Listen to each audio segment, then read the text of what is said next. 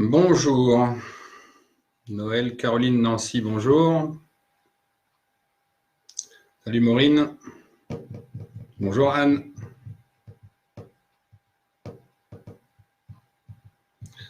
Bienvenue avant ce long week-end. Salut Valérie.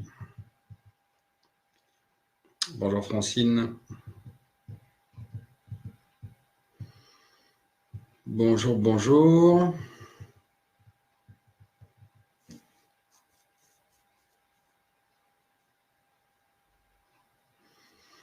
Encore ce sujet des Templiers, encore. Encore parce que j'ai reçu un mail hier me suggérant un reportage.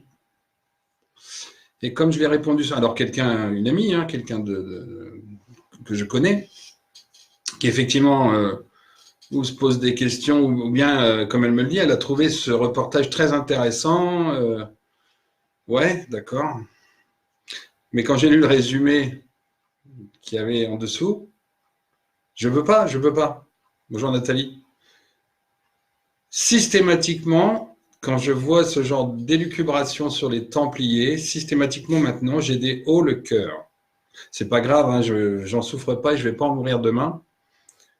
Bonjour Karine, ça me porte au cœur cette histoire de Templiers, de moines soldats, de toutes ces conneries, ça commence à me gonfler.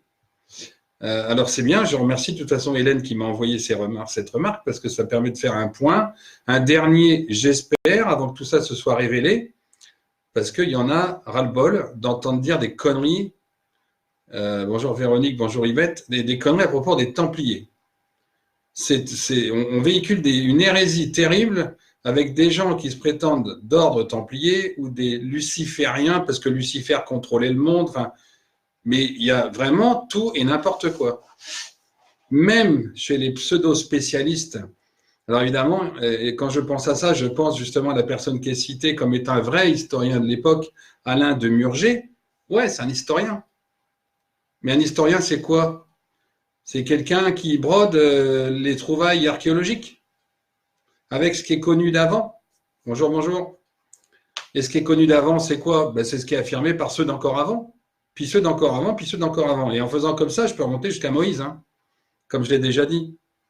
Le chef suprême, l'antidruide suprême qui est Moïse. Bon, je ne vais pas remonter jusque-là encore.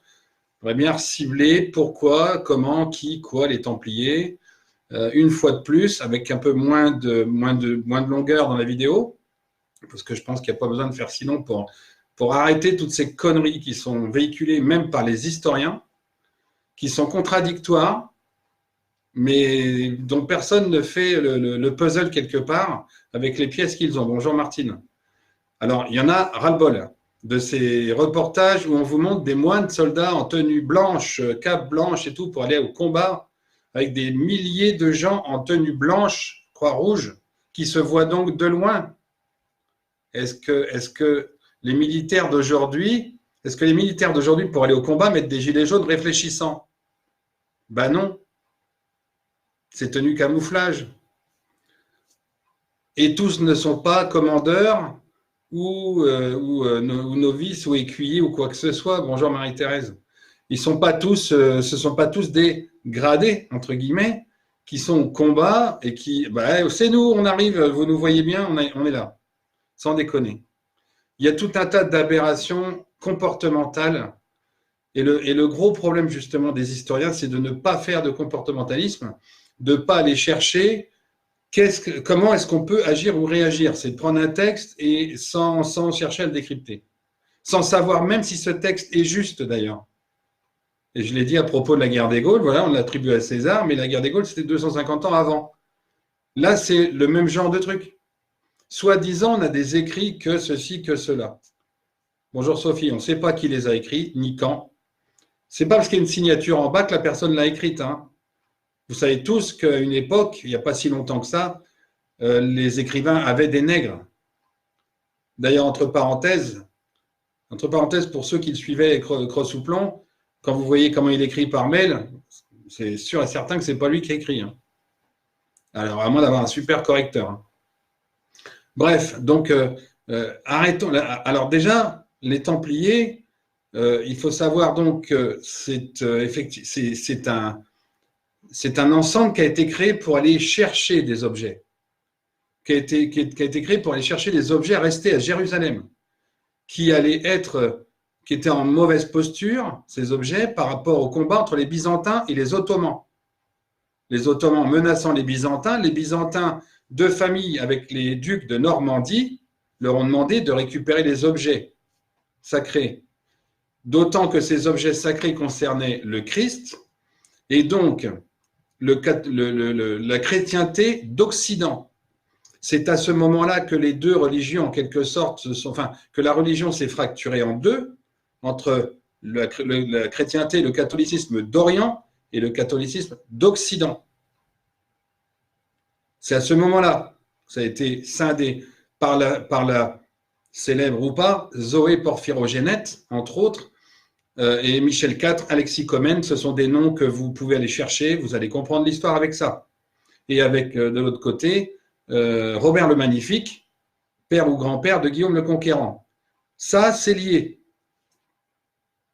Il y a donc, puisque je vous rappelle qu'à cette époque, l'Arche d'Alliance, elle est à Sainte-Sophie, en Turquie. Sainte-Sophie. Donc à Istanbul, Constantinople, Istanbul. Ok, elle est à Sainte-Sophie. Donc la mission des Templiers, c'est d'aller récupérer tous ces objets qui ont été entre deux, qui ont été amenés à Jérusalem. Mais justement, c'est une confiscation, là encore, juive, enfin sioniste, si on peut dire, depuis cette époque. Donc la mission des Templiers, c'est d'aller chercher ces objets pour l'Église. Pour l'Église. C'est pour ça que les croisades, elles sont signées le 4 mai 1088 avec Urbain II, dans une ferme qui n'est pas très loin d'ici, puisqu'ici c'est quand même assez nombrilique ou nombrilesque, j'ai envie de dire, plutôt que nombriliste, nombrilesque. C'est vraiment très, très central même. Bonjour Eric. Les croisades ont été donc signées avec Urbain II et un certain nombre de ducs de Normandie, les comtes de Champagne, donc Thibaut III de mémoire, duc de Normandie, duc de Bourgogne, comte des Flandres. Enfin, il y a eu un ensemble de personnages de haut rang qui ont signé ces croisades en 1088. Donc en 1095, quand ils y sont allés, c'était parce que Robert le Magnifique savait déjà qu'il y avait les objets à aller chercher. Bonjour Stéphane. Il y avait les objets à aller chercher, mais il n'a pas pu les ramener. Il s'est fait plomber, comment ça s'appelle, à Nicée, au port de Nicée, là où il y a eu un concile en 313 ou 325, quand la Bible a été réécrite. Donc les Templiers vont chercher les objets parce qu'ils savent qu'ils y sont. Ils sont donc plus ou moins missionnés par l'Église, puisqu'à l'époque, l'Église et le duc de Normandie, tout ça, ces gens-là sont relativement cohésionnés. Donc, ils vont chercher ça. Sur place, le problème, le hic, donc sur place, évidemment, il faut défendre Jérusalem parce qu'il y a des objets absolument à ramener. Donc, ils défendent, ils ne protègent pas spécialement les pèlerins. Ils y vont pour amener des objets. S'ils défendent les pèlerins, c'est pour arriver à avoir du nombre pour défendre cet endroit. Et ils arrivent donc, au final, ils arrivent donc à récupérer ces objets, à revenir les amener en France en 1129. Il en manque 2 à ce moment-là, mais ils ramènent en France un certain nombre d'objets, dont l'Arche d'Alliance. En 1129, ils suivent un parcours que j'ai déjà publié, qui est justement le symbole de la croix templière. Ils ramènent ça en France. Bonjour Anna. Donc en 1129, au moment où il y aura le concile de Troyes.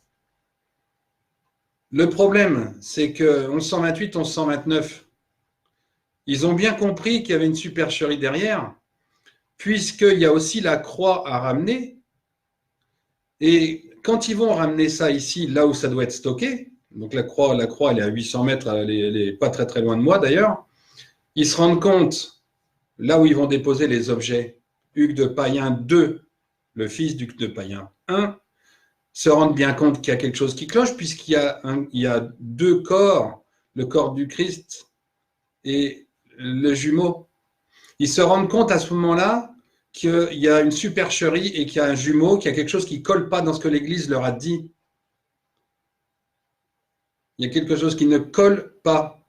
D'ailleurs, ici, donc, les comtes de Champagne, qui sont les plus costauds a priori à ce moment-là, les comtes de Champagne font construire donc un château ici à Dormans, un autre en face, de l'autre côté de la Marne, à Vincelles, un châtelet plutôt qu'un château, mais quand même, ils font construire un château à Dormans de 13 tours, dont le donjon, donc 12 plus 1, logique, 12 plus 1, 13, hein, 13 tours en 1125, qui sera fini en 1136. Ce château, il est fait pour protéger ses secrets qui, normalement, doivent aller à ce que j'appelle Arcadie, qui n'est pas très loin d'ici, mais qui doivent aller à Arcadie. Arcadie, le berceau, futur berceau, de là où Tours démarre, symboliquement, évidemment. Ce château, il est fait pour protéger ses secrets parce qu'ils savent que l'Église leur a menti. Donc, ils déposent ces secrets-là, ici. Ils n'y sont plus, je vous rassure. Enfin, je vous rassure, ils n'y sont plus. Ce n'est pas ici Arcadie. Non, mais pour ceux qui voudraient fouiller tout le village, ce n'est pas la peine. Hein. En tout cas, ce château a été fait là entre 1125 et 1136 pour protéger les secrets parce que entre deux, ils s'étaient rendus compte de la supercherie de l'Église. Seulement, les territoires ici, au bout d'un moment, vont revenir à Jeanne de Navarre un peu plus tard. Donc, on en parlera pour la fin. 1125-1136, ils mettent les secrets ici. Ça rend évidemment relativement furieux et curieux l'Église et la monarchie. Et pendant tout ce temps, et pendant le temps que les Templiers durent, d'ailleurs, je vais faire une parenthèse pour repréciser comment étaient organisés ces soi-disant moines soldats. Un moine qui va faire la guerre, sans déconner, et qui serait chrétien. C'est-à-dire qu'aujourd'hui, vous avez des historiens et autres qui vous disent non, mais le moine, il ne fait pas la guerre, sauf là. Enfin, sauf les Templiers, eux, c'était bon. C'était des moines qui faisaient la guerre. Ben non, messieurs les historiens et mesdames les historiennes, non, les Templiers n'étaient pas des moines soldats, c'était soit des civils, soit des militaires. Je l'ai dit, quelqu'un m'a fait remarquer d'ailleurs hier soir ou ce matin que la vidéo sur les Templiers du 10 septembre 2018, il y avait déjà tout ça de toute façon, hein. Un ou deux détails près, dont le château de Dormans, puisque je ne l'avais pas encore. Mais en tout cas, c'était déjà dit, il n'y a pas de moines qui font la guerre. Il y a des Templiers militaires qui sont des croisés, qui sont d'ailleurs pour la plupart les chefs de guerre, qui emmènent avec eux du peuple, des volontaires, pas que des comtes, des bourgeois, bien évidemment. Et vous avez de l'autre côté des Templiers civils qui s'occupent des fermes, des moulins, fermes, moulins et tout ce que des forges, et tout ce qu'on peut imaginer d'établissements civils et importants pour le fonctionnement d'un pays qui est parti en croisade, donc en guerre. Il n'y a pas que les Templiers qui vont en guerre, il y a aussi le peuple qui les suit. Parce que justement, il y a une histoire de croyance à ce moment-là encore assez forte dans la religion. Aller chercher les secrets, protéger des objets, c'était assez ancré. Mais ils se sont fait niquer. Ils se sont fait avoir sur toute la ligne par rapport au prétexte qu'il y a eu pour y aller. Et surtout après le retour. Donc vous avez les Templiers civils qui géraient les moulins, des soi-disant, pareil, commanderies, qui est un mot qui arrive au 19e ou 20e siècle. Hein, commanderie, ça n'existe pas. Ce sont des fermes fortifiées pour la plupart, et il y a plus de commanderies que ce qu'on dit. La commanderie, ce n'est pas juste un repère de commandeurs avec qu'à des moines soldats, ça n'a rien à voir. D'ailleurs, les Templiers géraient aussi un certain nombre d'abbayes pour la production d'un certain nombre de denrées liquides ou solides. Il y a des civils et il y a des militaires, comme aujourd'hui, dans tous les pays.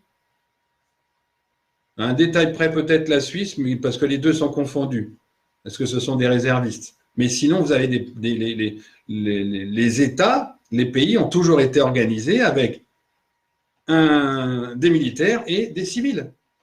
Et à l'époque, les Templiers deviennent vite, comment je dirais, les meneurs du pays, parce que vous le savez, le royaume de France, le royaume de France est tout petit, et ça va être important par rapport à Lebel.